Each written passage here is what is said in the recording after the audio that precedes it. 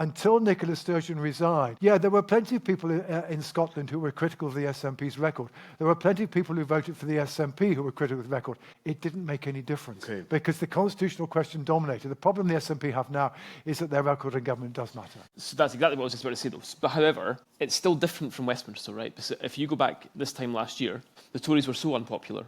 The Starmer really didn't. And this is how the whole Ming Van if I may say so, Andy, very, very gently, the Tories are even more unpopular now than they were 12 months ago. Well, you don't have to be gentle with me on that one. But Starmer didn't have to really do anything to win, is my point. But there's a striking similarity here. The reason why Starmer didn't have to do much to win is because Nigel Farage did the work for him, right?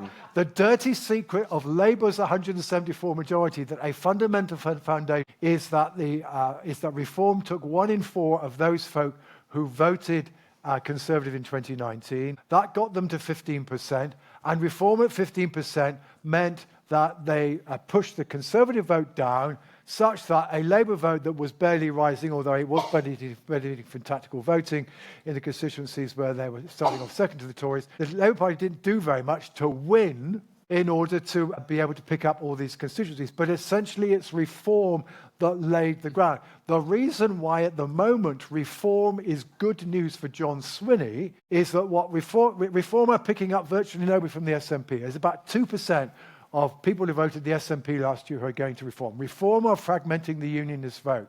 And as a result, therefore, the SNP, who now at about 33%, are barely any more popular than they were last year, but now find themselves, instead of 5 points behind one of the unionist parties and therefore losing head over heels, they now find themselves 14 points ahead of their nearest competitor, and that's a race between Labour and Reform.